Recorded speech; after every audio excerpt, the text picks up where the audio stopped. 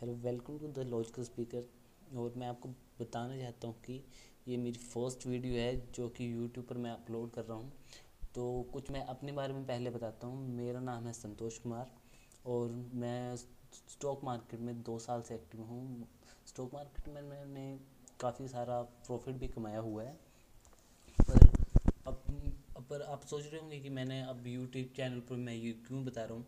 तो YouTube channel पर मेरे खोने का एक ही मकसद है कि जो मेरे पास नॉलेज है स्टॉक मार्केट की या स्टॉक को इवेल्यूएशन करने की, तो वो नॉलेज जो है मैं जो बिगनर्स हैं या जो यूट्यूब पर देखते हैं कि शेयर मार्केट के बारे में जो पढ़ते रहते हैं, तो मैं उनके साथ अपने नॉलेज को शेयर करने के लिए मैंने ये यूट्यूब चैनल बनाया है। और आपको अच्छा लगता है तो आप इसको सब्सक्राइब कर सकते हैं और मेरी वीडियोस को देख सकते हैं।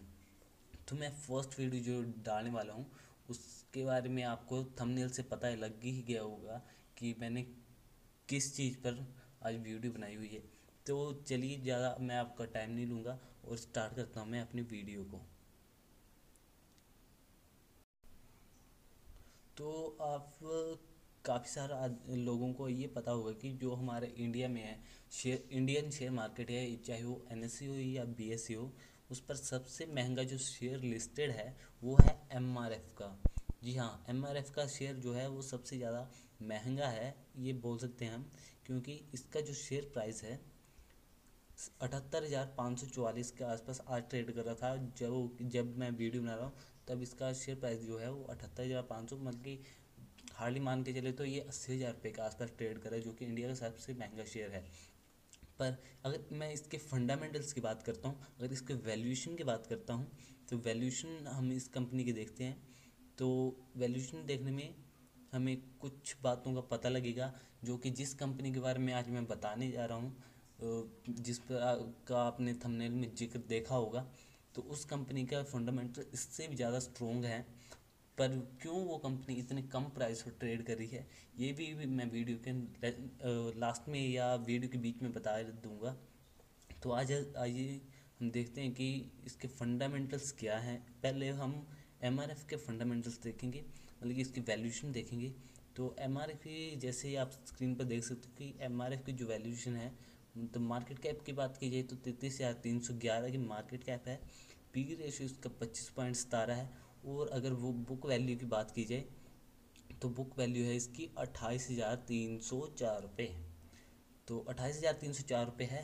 पर मैं जिस शेयर की बात कर रहा हूँ, एलसीड एलसीड इन्वेस्टमेंट की एलसीड इन्वेस्टमेंट की तो एलसीड इन्वेस्टमेंट का जो शेयर प्राइस है, मतलब कि जो बुक वैल्यू है, वो जो एमआरएफ की बुक वैल्यू है उसके 10 गुना है।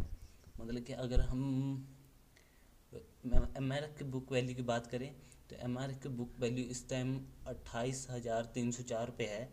तो वहीं पर वो जो एल सी इन्वेस्टमेंट की बुक वैल्यू है वो 2.5 लाख के आसपास है। जी हाँ, 2.5 लाख के आसपास है। एक और जीरो होगी। जी हाँ, 2.5 लाख के आसपास है। तो आखिर क्या उस कंपनी में बात है कि उसकी मार्केट कैप उसका बहुत कम है। देखा जाए तो वो एक इन्वेस्टमेंट कंपनी है, उसका मार्केट कैप बहुत कम है। पर उसके पहले मैं एमआरएफ को कुछ और बातें बता देता हूँ। तो एमआरएफ का जो इंडस्ट्री पी है, वो इंडस्ट्री को छोड़ो, यहाँ पर एक और देखने वाली की बात है कि एमआरएफ की जो अर्निंग पर शेयर है, अर्निंग पर शेयर यहाँ पर 3,126 रुपये है। ये कुछ बातें आप याद रख लो ताकि मैं जब नेक्स्ट बताऊँ तो आपको इसमें एक टाइप का डिफरेंस पता चल सके, जो कि हमारे इंडिया का एक सबसे महंगा शेयर जो कि 80,000 रुपये के आसपास ट्रेड होता है, और एक बहुत ही सस्ता शेयर, मतलब कि पेनी स्टॉक आप मान सकते हो, कि वो 11 रुपये 13 रुपये के आसपास जो उसकी मार्केट वैल्यू है इस टाइम। तो वो इसमें डिफरेंस क्या है, क्यों वो 11 रुपये का शेयर होते हुए भी जो उसकी ट्रेड वैल्यू है वो 11 रुपये होते हुए भी उसकी जो वो बुक वैल्यू है 2.5 लाख से ऊपर है। और क्यों ये मार्केट का सबसे महंगा शेयर होते हुए भी इसकी बुक वैल्यू उससे 10 गुना कम है। तो फर्स्ट आपने ये देख ही लिया होगा। तो चलिए, अब मैं जो वो एलसाइड इन्वेस्टमेंट का जो शेयर है उसका फंडामेंटल्स की बात करते हैं। तो मैं आपको ले चलता हूँ उस पेज पर। तो जी हाँ, ये है एलसीडी इन्वेस्टमेंट लिमिटेड जैसे ही काम, तो ये बीएससी पर लिस्टेड है और एनएससी पर इसकी कोई लिस्टिंग नहीं है। और यहाँ पर आपको लिखा हुआ भी मिलेगा कि LCD investment is not traded in BSc in last 30 days. तो 30 डेज क्या, ये लगता है मेरे को लास्ट टाइम 2017 के जून जुलाई में आई थिंक ट्रेड हुआ था। वो भी कुछ ही शेयरों की, मतलब कि 1000-2000 शेयरों की ट्रेडिंग हुई थी, इससे ज़्यादा इसने ट्रेड नहीं किया।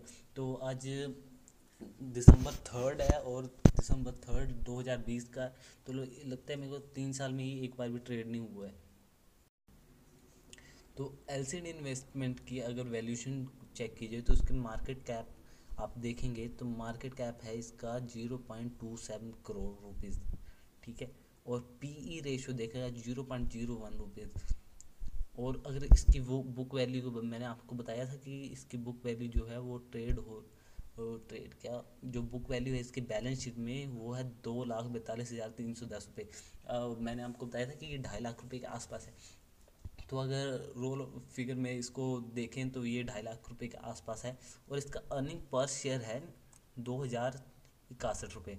और ये शेयर की प्राइस है 11 रुपये, 11 रुपये आई थिंक 13 रुपये, सॉरी, क्योंकि ये ट्रेड नहीं होता था, इसको एग्जैक्ट प्राइस पता नहीं, ये 11 या 13 रुपये इसके बीच बीच में ही होगा, इससे ज़्यादा नहीं होगा। तो इसका डिविडेंड अगर देखा जाए तो इसका डिविडेंड था पहले, ये 11 रुपये का शेयर है। और इसका कंपनी जो डिविडेंड देती थी वो देती थी 10 रुपये। और उसके बाद ही कंपनी ने डिविडेंड जो था 150%, इसका 150% कर दिया। जैसे आप यहाँ पर देख ही सकते हो कि डिविडेंड जो है 150% है। और ये अब कंपनी 15 रुपीज़ डिविडेंड देती है। तो 11 अगर देखा जाए तो ये शेयर है 11 रुपये का। और अगर इसका डिविडेंड जो मिलता है वो मिलता है 15 रुपये। तो है ना अचंभे की बात।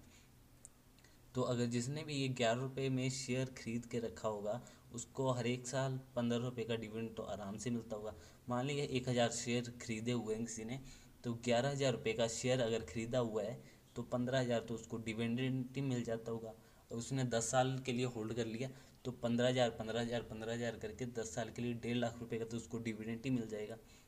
और साथ में अगर वो शेयर बेचना चाहे 10 साल बाद, मानो उसको मन किया कि चलो इस शेयर को हटा देते हैं, क्यों रखना पोर्टफोलियो में इतना सस्ता शेयर, पर उसको अगर उसने हटा दिया तो फिर भी उसको जो है 11,000 रुपये उस शेयर की वैल्यू मिल जाएंगे। फिर भी उसने 1,50,000 रुपया 10 साल में सिर्फ डिविडेंड से कमा लिया है, तो उसे फ़ायदा ही फ़ायदा है।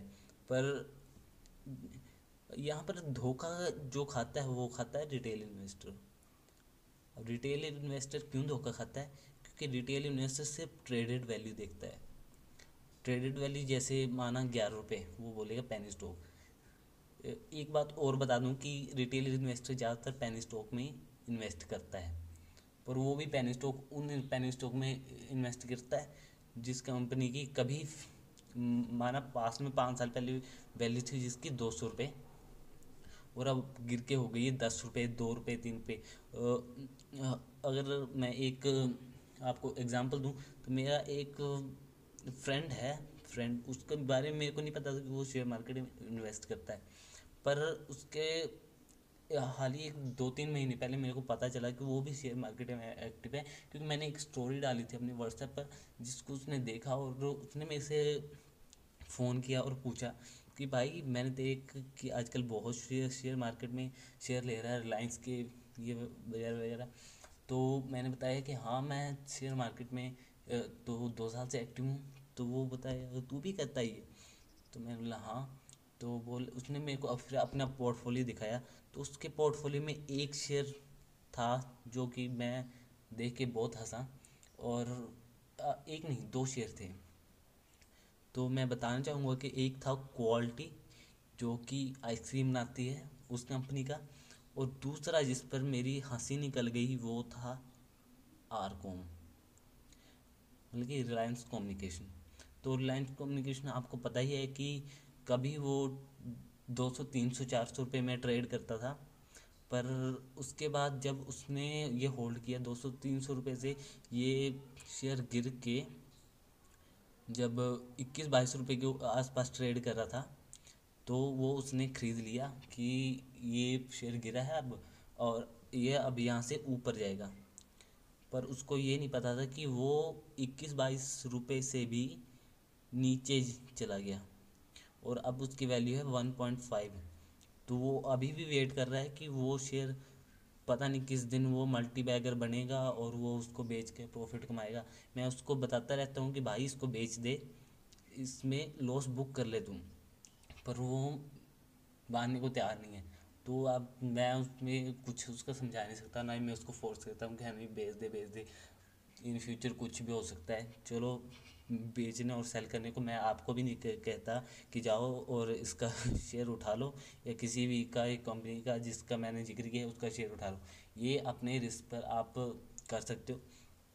देखो ना, रिस्क स्टॉक मार्केट में किसी की नहीं सुननी, सुननी तो सिर्फ अपनी। अगर आपके फंडामेंटल्स जो आपने स्टडी की है, फंडामेंटल्स अगर आपके बिल्कुल ठीक हैं, अगर आपको लगता है कि इस शेयर में दम है, क्यों नहीं होंगे। और इस कंपनी के फंडामेंटल्स इतने स्ट्रॉन्ग हैं, मान ली कोई भी ABCD कंपनी, उसके फंडामेंटल स्ट्रॉन्ग है, तो आपने अगर उसमें इन्वेस्ट किया तो वो अच्छा रिटर्न देगा ही देगा। अगर मानो मैंने एक कंपनी का नाम लेता हूँ, जैसे रिलायंस का अब भी आपने देखा होगा कि रिलायंस करीब 2400 के आसपास गया था, आई थिंक 2363 रुपये 68 रुपये के आसपास गया था। और उसके बाद तो उसमें एक डाउन स्पाइक आई थी, मतलब कि वो गिरा और अब 1800 के आसपास वो गिरता चला गया, और 1900 रुपये के आसपास अब ट्रेड कर रहा है। 1900 ₹1950 के आसपास आज की जो वैल्यू है, 1950 रुपये के आसपास ट्रेड कर रहा है। तो अगर देखा जाए तो कभी इस शेयर की वैल्यू थी वो 24 रुपये थी, पर एक दो दिन में एक महीना हुआ होगा आई थिंक शेयर की वैल्यू गिरी। और पर अगर रिटेल इन्वेस्टर इसको देखेगा तो वो बोलेगा नहीं भाई, इस शेयर को बेच देते, इस शेयर में दम नहीं है। पर मैं बोलना चाहूँगी कि रिलायंस एक ऐसे शेयर है जिसके फंडामेंटल बहुत स्ट्रॉन्ग है। आज नहीं तो वो 2 महीने बाद, 3 महीने बाद, मान ली साल से भर गिरा रहेगा, इसी फेज पर 1950 पर वो कंसोलिडेट रहेगा। पर हो सकता है कि 1 साल बाद वो शेयर चढ़ेगा, क्योंकि उसमें दम है, उसके जो फंडामेंटल्स में वो स्ट्रॉन्ग है। वो आप भी जानते हो, जो भी स्टडी करता है शेयर मार्केट की वो जानता है कि नहीं, जो रिलायंस का शेयर है जितना भी गिरेगा उसकी डिलीवरी उतनी ज़्यादा होती है। क्योंकि जो जिनको पता है, जो शेयर मार्केट में 2-3 साल ही 4 साल से एक्टिव है और जो स्टॉक को परखना जानते हैं, वो उस शेयर को जब भी डाउन आएगा वो खरीदेंगे ही खरीदेंगे। तो ये 2-3 बातें होती हैं जो डिफरेंट करती है एक रिटेल इन्वेस्टर को एक वाइज इन्वेस्टर को। वाइज इन्वेस्टर कौन है? जो कि समझ के परख के सब कुछ समझ परख के अपने फंडामेंटल एनालिसिस जो भी करता है, वो उसको देख के ही वो शेयर खरीदता है। पर एक रिटेल इन्वेस्टर, आखिर मैं भी एक रिटेल इन्वेस्टर हूँ, मैं खुद को भी क्यों बोलूँगा, पर कुछ रिटेल इन्वेस्टर जो बिगनर्स हैं, जो नए नए शेयर मार्केट के बारे में सुनते हैं और एक्साइटेड हो जाते हैं कि हाँ बहुत प्रॉफिट बनता है, बहुत प्रॉफिट बनता है, इसके चक्कर में वो पता क्या करते हैं, वो जाएंगे कोई ऐसे ही चिल्लर सा पेनी स्टॉक उठा लेंगे, 5 रुपये, 10 रुपये, 1.5 रुपये, 2 रुपये का, और उसको लेके पोर्टफोलियो में बेट करते रहेंगे। हो सकता है कोई माना एक कोई भी एक ABC शेयर का शेयर प्राइस है 10 रुपये में, वो कभी वो ट्रेड होता है 100 रुपये के आसपास, आज उसकी प्राइस है 10 रुपये। रिटेल में सोचे कि ये प्राइस हमको 10 रुपये में मिल रहे हैं, चलो इसमें सारा पैसा लगा दो, तो वो अपने 1 लाख रुपये 2 लाख रुपये लेके घुस जाएगा इस शेयर में। पर उसको नहीं पता कि आज से 5 महीने बाद, 6 महीने बाद, 7 महीने बाद हो सकता है वो कंपनी और डाउन चली जाए। 10 रुपये का खरीदा था, 1 रुपया आ जाए, क्या करेगा? 1 लाख रुपया उसका बन गया 10,000 रुपये, ठीक है। या 10,000 रुपये इन्वेस्ट किया होगा, 10 लाख किया होगा, 1 लाख बन गया, तो वहाँ पर उसको 9 लाख का घाटा हो गया, ठीक है। 9 लाख स्टॉप लॉस उसको बुक ही करना पड़ेगा वहाँ पे। तो ये जो होता है, जो इन्वेस्टर देख के या टिप लेके, कहीं से भी उन्होंने टिप ले ली, कहीं व्हाट्सएप पर आया या कहीं यूट्यूब चैनल ये भी है टिप देते हैं। आजकल मेरे को काफ़ी फ़ोन कॉल्स आते हैं कि हम यहाँ से बोल रहे हैं, हम वहाँ से बोल रहे हैं, आप हमारे इसको फॉलो कीजिए, हम आपको बताएंगे कि कौन सा शेयर कब लेना है। फिर मैं उन पर बिलीव नहीं करता हूँ, क्योंकि ऐसे को मैं ब्लॉक करता हूँ। सीधा ब्लॉक करता हूँ। जो भी ऐसे मेरे को टिप बता देता है मैं उसको ब्लॉक कर देता हूँ, क्योंकि टिप चाहिए नहीं भाई। मैंने खुद अब अगर फंडामेंटल अपना एनालिसिस किया हुआ है तो मेरे को पता है कि किस शेयर को मैंने खरीदना चाहिए, किस शेयर को नहीं खरीदना चाहिए, किसको होल्ड करना है, कौन सी शेयर गिर रहा है जिसको होल्ड करना है ताकि ये फ्यूचर में रिटर्न दे सकता है। तो मेन होता है कि आपका रिटर्न परसेंटेज जो है वो अच्छी होनी चाहिए। माना कि आपके पोर्टफोलियो में 10 शेयर हैं, 10 शेयर आपको 15% का रिटर्न दे देते हैं एक साल में, बढ़िया है। 15% आपको बैंक में रखोगे पैसा नहीं मिलेगा, क्योंकि बैंक में 5% के आसपास आपको मिलेगा, उससे ज़्यादा नहीं मिलेगा। चलो, वीडियो बहुत लंबी हो चुकी है तो फिर पर मैं आपको सिर्फ ये मेरी फर्स्ट वीडियो थी, इसलिए मैंने आपको एक ऐसे शेयर के बारे में बताया जो कि है तो पेनी स्टॉक, पर उसकी जो बुक वैल्यू है बहुत स्ट्रॉन्ग है और ये शेयर मिलता नहीं है। आप जाओगे रोज़ ट्राई करोगे, नहीं फेल हो जाएगा। आप जो रोज़ वो बुक करोगे, नहीं होगा, फेल हो जाएगा। क्योंकि ये शेयर के कोई सेलर्स है ही नहीं। तो एक ऐसी वीडियो मेरे को बनाने का मूड किया था फर्स्ट। तो फर्स्ट वीडियो मैंने ऐसे एलिस इन्वेस्टमेंट पर बना दिया। जो नेक्स्ट वीडियो आएगी वो इससे बेटर आएगी। तो मिलते हैं नेक्स्ट वीडियो में। अगर आपको अच्छी लगे वीडियो तो सब्सक्राइब ज़रूर करना, और हो सकता है इससे बेस्ट वीडियो मैं आपको बताने के लिए या अपनी नॉलेज जो है आपके लिए